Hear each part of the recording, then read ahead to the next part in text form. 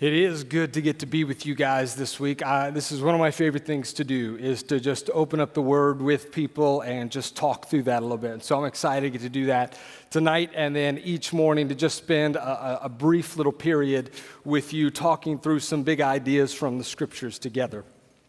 There is no official list anywhere of the top 10 most important Scriptures in the Bible.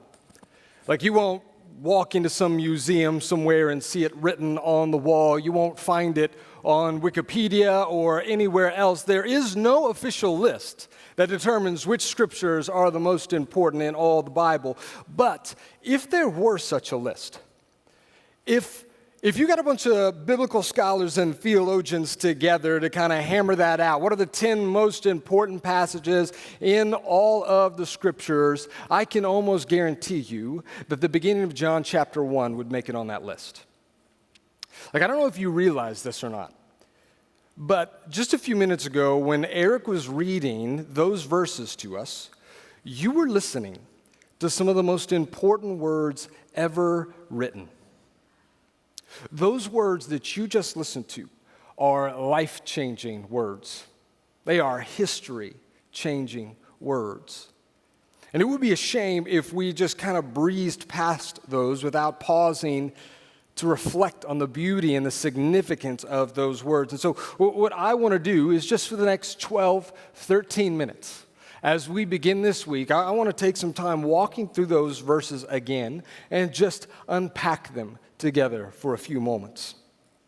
Our theme this week, as you've heard multiple times, is for all, forever. Jesus is for all. Jesus is forever. And these first 14 verses in John really sum that theme up pretty well. But John actually flips the order. John starts with forever. Jesus is forever. Look at the first 4 verses of this chapter. It says this: "In the beginning, the Word already existed. The Word was with God, and the Word was God. He existed in the beginning with God, and God created everything through him, and nothing was created except through him. The Word gave life to everything that was created, and his life brought light to everyone." You may already know this, but just want to make sure we clarify. When John says the word there, he's talking about Jesus. And what John starts his whole gospel off with, the very first words out of his mouth, the very first idea he wants you to understand is this: before anything else ever existed, Jesus was.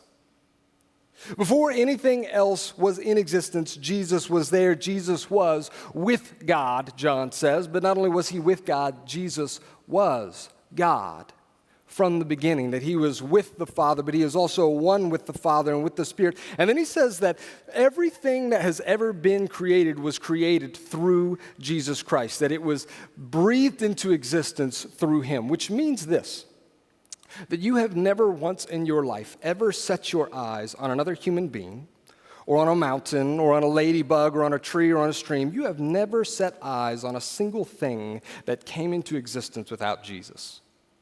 Every bit of it depends on him. He was in the beginning, and he was God. And because Jesus is God, it means he is forever. That he has existed for all time and will never stop existing. He will never come to an end, even though there are many who have tried to bring him to an end. Look at verse 5 real quick. It says this: "The light shines in the darkness, and the darkness can never extinguish it." When you read through these first several verses of John, you can see that he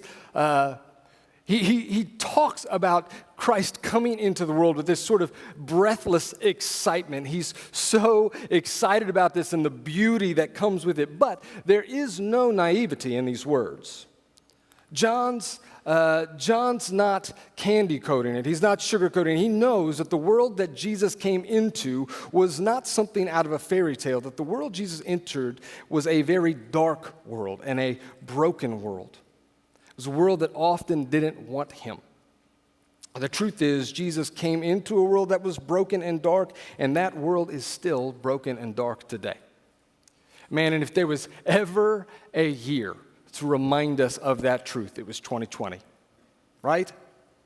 Like there were times this last year where I did not even want to turn the TV on because every time I turned it on and every time I scrolled through my news feed on my phone, all I saw were anger and hatred and injustice and violence and divisiveness. All I could see was darkness. And then at the bottom of the screen was a literal death toll, just a ticker counting off the millions who were dying around the world throughout the planet. It was a dark and broken time because we live in a dark and broken world. But for a lot of you, that darkness was not just something that sat on a screen, was it? Some of you last year felt that darkness in a very personal way. Some of you lost loved ones to the pandemic, and you know what it is to live in a broken world. Some of you experienced a level of isolation that you had never experienced before in the middle of quarantines and lockdowns, and that led you to a depression that you did not think you could shake, or to a loneliness that you did not know existed, or to an anxiety that seemed to just bury you at times. For some of you, this last year and the loneliness that you felt led you into habits and sins that you are deeply ashamed of to this day. Things you wish you could take back, things that you would be horrified if anybody else in this room knew about. And the truth is that the darkness is not just out there. You know this to be true, that the darkness is here as well. The darkness is in here. And so maybe you're even reading these words, and when we talk about how the darkness never overcomes Jesus, it never extinguishes Jesus, you might be thinking, that's great, but it sure feels like it's overwhelmed me this last year. And if that's you, I've got good news for you. But first, we need to wade through a little bit more bad news. Jump down to verse 9 with me. It says this, "The one who is the true light, who gives light to everyone, was coming into the world. He came into the very world he created, but the world didn't recognize him.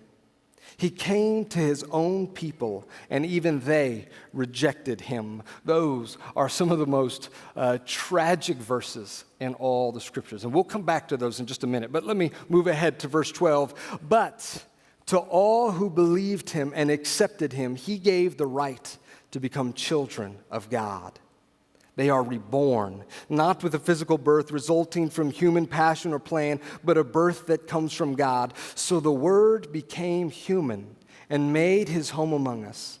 He was full of unfailing love and faithfulness, and we have seen his glory, the glory of the Father's one and only Son." So we see this, that Jesus is forever, and that's cool and all, but what makes this good news is that Jesus is not just forever, but he's also for all. That Jesus has come to invite you and to invite me into his forever. And that word "all" in verse 12 is so critical that it says, "For all who believed in him and accepted him, he gave the right to become children of God." The gospel makes this very, very clear all the way through, that Jesus came for all, not just for the good ones, not just for the people who have their act together. He didn't just come for the important ones or the spiritual ones. He came for the failures. He came for the outsiders and the unloved and the messy and the unimportant and the addicts. He came no matter how good you think you are, how bad you think you are, he came for you because he came for all. Verse 14 says this, that Jesus became human and he made his home among us, that he came to dwell among us. And the really cool thing is that he still does that to this day. Did you know that? That Jesus Christ, the one through whom all things were created, the one who existed before everything else and will exist long after this universe has passed away, that same Jesus sits in this room right now. That same Jesus will be dwelling with us on campus all week long through his Spirit. But John does give us actually one bit of warning before we wrap up. Jump back again to verse 10 and look at what he says. "He came into the very world he created, but the world didn't recognize him. He came to his own people, and even they rejected him." Rico Tice is this British pastor and author that's based out of London. He tells this story about how one time he was invited to this very exclusive dinner club there in downtown London. And this was one of those restaurants that you don't just call in and make a reservation. You don't just drop in and ask if they got any tables open. No, this is only for a select number of people who are a part of the membership of this club. And Rico Tice would never get to be at anything like this except for he had been invited by this father and son who were members of this dinner club. And so he got to go and check it out one time. So he said he showed up at the club and he stands there at the restaurant. He's about to go in, but his hosts aren't there. And because his hosts aren't there, he can't go in. So he has to wait in the foyer, which is this little kind of stairwell/lobby area that just kind of goes down from that door. It's this very small space. And it was only him and this one other guy that he was sitting there next to that looked vaguely familiar, but he couldn't quite place him. He was young, middle-age-ish, kind of thinning hair, but handsome. And so he sat there and he looked at the guy for a second, trying to figure out if he knew him, couldn't think of anything. And so he thought about talking to him, but instead he said he decided to do the British thing, which is just smile sheepishly and then sit in awkward silence for several minutes. And so that's what he did, just he and this guy sitting in this room together for 5 or 6 minutes. And then all of a sudden, someone opened the door up at the top of the stairs and peeked in and said, William, there you are. We're just in the back. Come on up and join us. And when the person addressed this student or this man in the room, Rico Tice looked up and noticed the reason that this man looked familiar to him is because he had been sitting next to Prince William, the future King of England. And for 5, 6, 7 minutes, he had sat right next to his future king with nothing better to do than to get to know him. Nothing better to do than to strike up a conversation with him. But he missed the opportunity because he did not recognize him. I hope that's not your story this week. I hope that you don't find yourself in his shoes, because it's not just the King of England who's come here today. Today it is the King of the universe. He has come for you this week. In a dying world, Jesus has come to bring you life. In a dark world, Jesus has come to bring you light. He comes to bring that to anyone who will believe in him, anyone who will see him as he is and receive him. This week, you will have the chance to encounter King Jesus through his word as it is preached to you from this stage, through the worship as we sing songs about him together each morning and each evening, through your small group discussion as you open up the Bible and talk about him. You have a chance to encounter the King of the universe. He came for you. So my small bit of advice for you as we begin this week is when King Jesus comes and sits next to you and starts to speak to you this week, whatever you do, don't miss him.